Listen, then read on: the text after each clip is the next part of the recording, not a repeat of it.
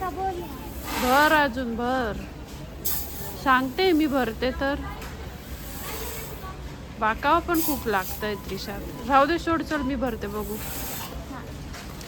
एकदम कुरकुरीत मस्त होतात हे बघा. मस्त होतात एकदम. याचं प्रीमिक्स ज्यामध्ये सगळं काही घातलेलं आहे मम्मीने, म्हणजे मला काहीच ॲड करायची गरज नाही पडत जे आपण फोडणीसाठी करतो. म्हणजे आपल्याला जर कुठे ट्रॅव्हल करायचं असेल आणि घरचं फूड हवं असेल तर हे प्रीमिक्स एकदम बेस्ट आहे. Hello everyone, good morning, welcome to the new vlog. तर आजच्या दिवसाची सुरुवात मस्त एकदम फ्रेश झाली होती माझी, कारण बाल्कनीत छान अशी 3 जास्वंदाची मोठी मोठी फुलं आली होती आणि फुलांकडे बघितलं की एकदम फ्रेश वाटतं. तर म्हटलं चला आज व्लॉगची सुरुवात पण या फुलांपासूनच करूया, एकदम फ्रेश आणि छान वाटेल. मस्त मोठी मोठी अशी ही जास्वंदाची फुलं आलेली होती आणि भरपूर अशा कळ्या पण जास्वंदाला आलेल्या आहेत. आणि तुम्ही बघू शकता मस्त इथे माझा टिफिन वगैरे बनवून तयार आहे. आज टिफिनमध्ये होतं बटाटा आणि वाटाण्याची भाजी, पोळी आणि सॅलडमध्ये काकडी. असा हा राजेश आणि त्रिशासाठीचा टिफिन मी बनवून घेतला होता. आणि ऑलमोस्ट 8 दिवसानंतर आज त्रिशा स्कूलला जाण्यासाठी निघाली होती आणि ती पण खूप एक्सायटेड होती. हॅलो. तर जस्ट माझं घरातलं सगळं आवरून झालं आणि आज माझं जे नेहमीचं रेग्युलर जे रुटीन आहे ते सुरू झालेलं आहे, कारण त्रिशाचं स्कूल ऑफलाईन सुरू झालेलं आहे. त्यामुळे माझं जे रुटीन असतं की त्रिशा गेल्यानंतर घरातलं सगळं आवरून घ्यायचं, राजेश आणि त्रिशा त्यांच्या त्यांच्या कामाला गेल्यानंतर घरातलं सगळं आवरून घ्यायचं आणि त्यानंतर त्रिशा येईपर्यंतचा जो माझा टाईम असतो त्या टाईममध्ये जी माझी कामं असतात ठरलेली, एडिटिंग म्हणा किंवा ऑर्डरची म्हणा, ती सगळी कामं ती यायच्या आत करून घेणं किंवा बाहेरची काही कामं असतात ती सगळं करून घेणं, हे असं जे माझं रुटीन आहे ते आता सुरू होईल. मग त्रिशा आल्यानंतर इव्हिनिंग स्नॅक्स वगैरे प्रॉपर जे रेग्युलर आपलं रुटीन असतं ते आता सुरू होईल आजपासून.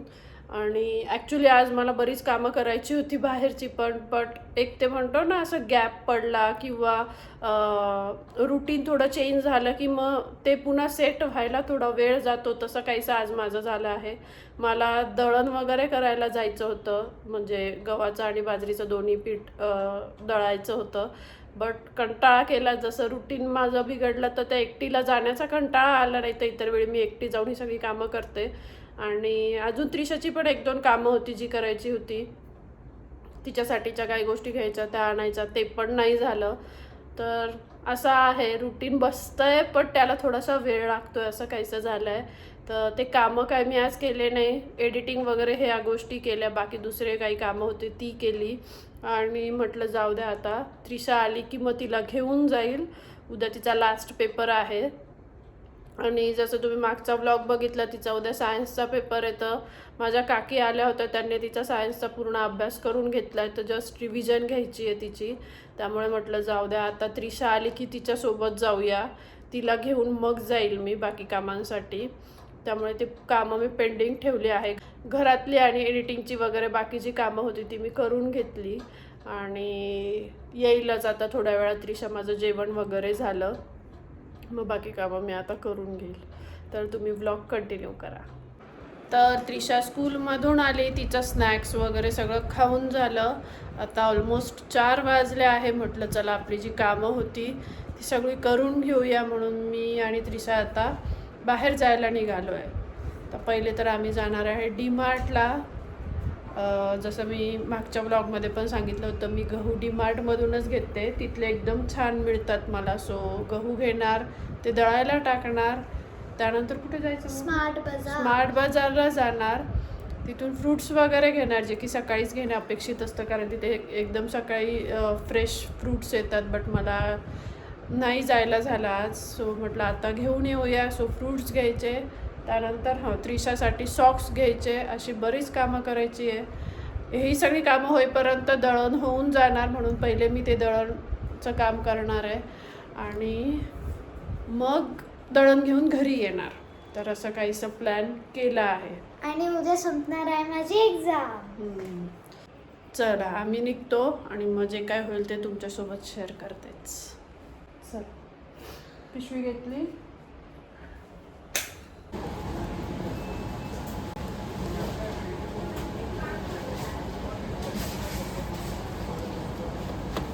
काय घेऊया, काय आहे? चलो आता घ्यायचा आटा. मिक्स ड्रायफ्रुट्स घेतले, खजूर घेतले लाडू बनवायला. लाडू संपायला आले ना आता. आता गहू घेऊया. चलो भेटूया पुढच्या. कंटिन्यू करा. मखाना घ्यायचा आहे का? हो या मग. एक पॅकेट घेते मखाण्याचं. ओके चलो कंटिन्यू करा. तर त्रिशा इथे गहू घेत आहे. तिला मी नाही म्हणतीये कारण जास्त घ्यायचे, उचलल्या नाही जाणार. पण तिचं म्हणणं आहे की मी भरते. सो हा लोकवण गहू घेते मी डीमार्टमधून. बऱ्याच कधीचा आणि चांगला आहे, म्हणजे आम्हाला आवडला हा. ह्याच्या पोळ्या एकदम छान येतात. भर अजून भर. सांगते मी भरते तर. बाकावा पण खूप लागतंय त्रिशा. राहू दे सोड, चल मी भरते बघू. ऐकत नाही काय नाही. भरायला आवडतं पण खाली गेला ना ते तर.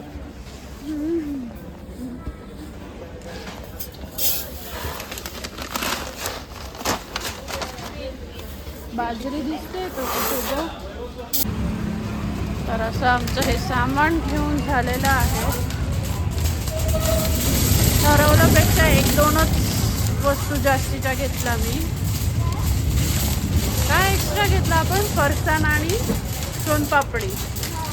बाकीचं सगळं जे हवं होतं तेच घेतलं. मखाना, ड्रायफ्रूट्स वगैरे. बाकी किराणा असा ॲक्सेस काही घ्यायचाच नव्हता. गव्हासाठीच मेन येते मी. ते घेऊन झालं आहे. डन. चला आता दळण टाकूया. पहिले बाजरी काय भेटली नाही, तो बाजरी आता बाहेरच्या दुकानातून घ्यायला लागेल आणि मग दळण टाकायला लागेल. चलो त्रिशा तुझे सॉक्स आत्ताच घेऊ जाता. तर जस्ट आम्ही सगळं सामान वगैरे घेऊन घरी आलो. ऑलमोस्ट 5:45 होत आले आहेत आणि म्हटलं चला आता मस्त चहा ठेवूया. त्रिशाला स्नॅक्स द्यायचं आहे तर मखाणे आणलेच होते, तर म्हटलं चला आज तिला स्नॅक्समध्ये मखाणेच बनवून देऊया. आणि तिला मखाणे खूप जास्त आवडतात. मी फार काही असं नाही टाकत. तुपात वगैरे फ्राय करते आणि मसाले, लाल तिखट, चाट मसाला किंवा मॅगी मसाला असेल तर तो टाकते. बट आता मॅगी मसाला नाही आहे, मॅगी मसाला संपला आहे. तर लाल तिखट, चाट मसाला वगैरे हेच सगळं टाकून मी तिला फ्राय करून देणार आहे. तर जस्ट मी चहा ठेवला एकीकडे आणि म्हटलं चला आता मखाणे पण फ्राय करून घेऊया. तर मखाणे मी ओव्हनमध्येच फ्राय करते. कढई वगैरे मध्ये काही यूज नाही करत आणि 1 मिनिटामध्ये एकदम छान मखाणे तयार होतात. मी तुम्हाला दाखवते मी कशा पद्धतीने करते ते. तर या मायक्रोवेव्ह सेफ बाउलमध्ये मी मखाणे काढून घेतले आहे आणि याच्यामध्ये आता मी 1 चमचा तूप ॲड करणार. थोडंसं लाल तिखट आणि चाट मसाला असं ॲड करून मिक्स करून घेणार आहे. तर अशा प्रकारे मी इथे तूप, लाल तिखट, चाट मसाला आणि मीठ हे टाकून घेतलं आहे. आता हे छान मिक्स करून घेणार.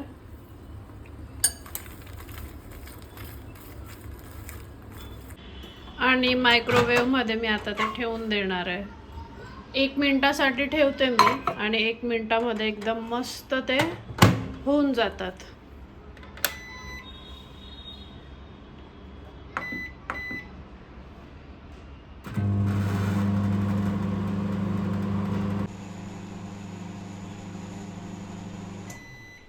तर अशा प्रकारे आपले मखाणे इथे बनवून तयार आहेत.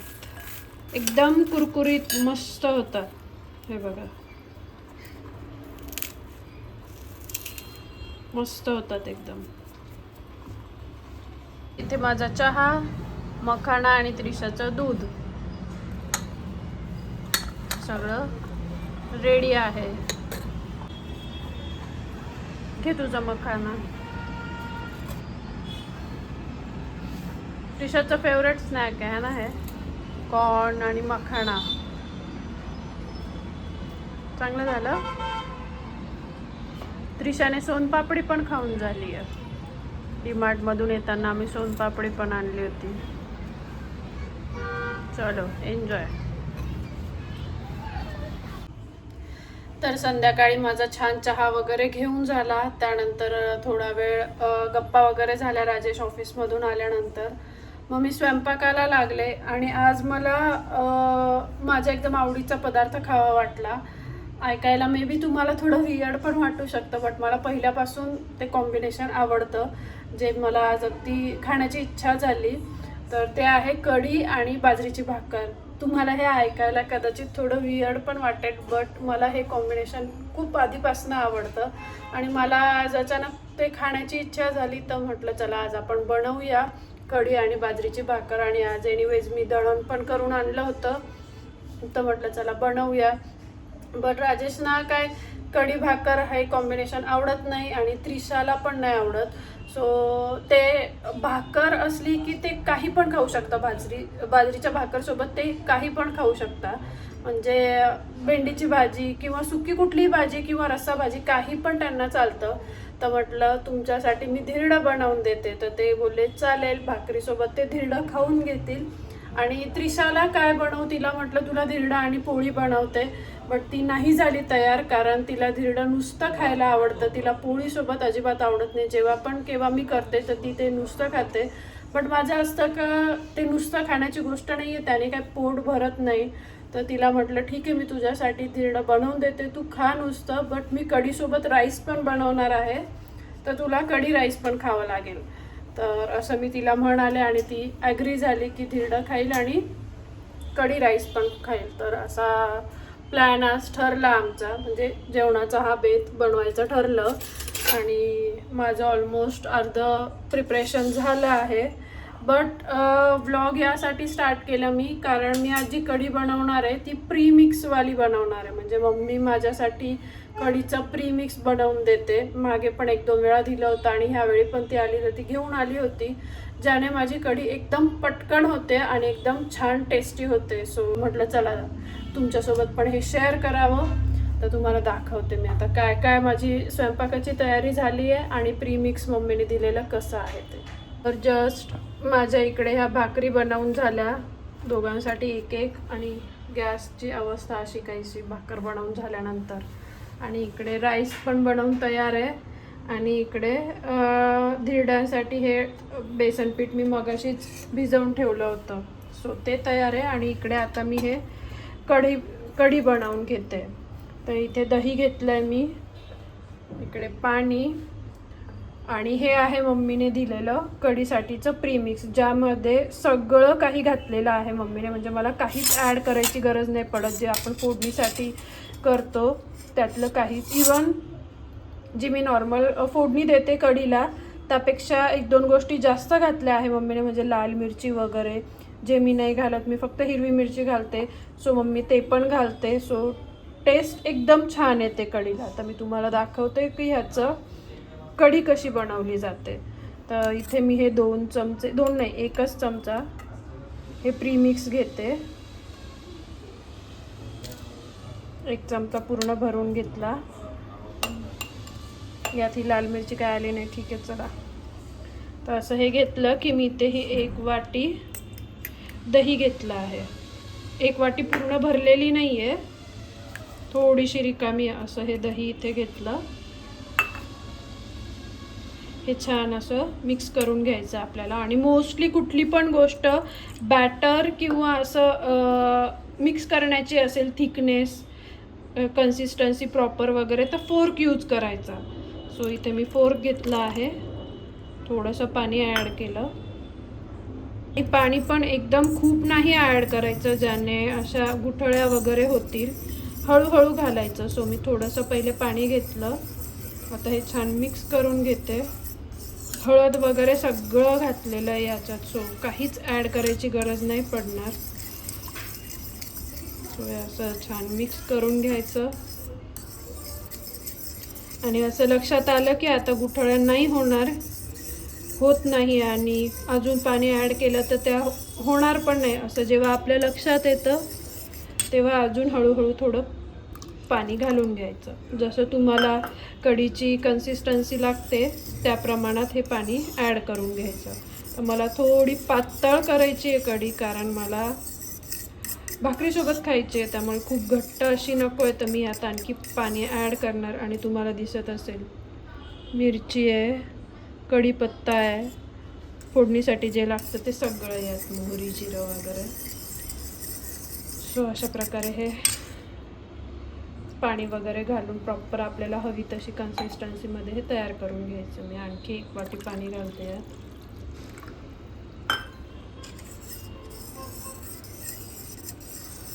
छान मिक्स करून घ्यायचं आहे. म्हणजे आपल्याला जर कुठे ट्रॅव्हल करायचं असेल आणि घरचं फूड हवं असेल तर हे प्रीमिक्स एकदम बेस्ट आहे. दही एनिवेज कुठेही आपल्याला मिळून जातं इझिली. सो असं केलं की आपली कढी तयार होणार. सो हे बघा अशा प्रकारे करून घेतलं आहे मी. आता हे गॅसवर ठेवायचं.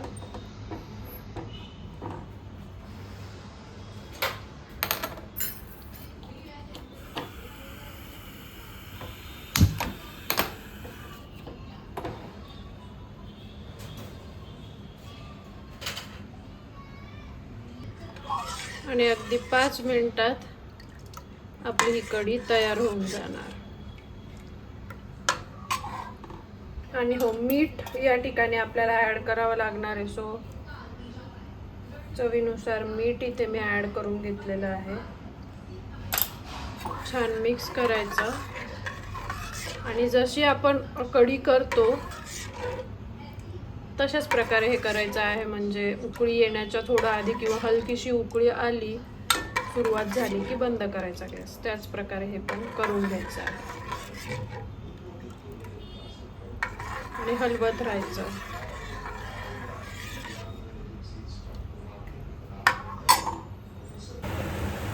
तर एकीकडे धिरडे बनवत होते मी, तोपर्यंत इकडे कढी पण बनवून तयार झाली आहे. छान अशी उकळी आली आणि तुम्ही कन्सिस्टन्सी बघू शकता. मस्त कन्सिस्टन्सी आली आहे आणि एकदम टेस्टी लागते आणि झटपट होणारी ही रेसिपी आहे. 5 मिनिटात आपली ही कढी बनवून तयार झाली आहे. त्रिशाला लागली आहे भूक.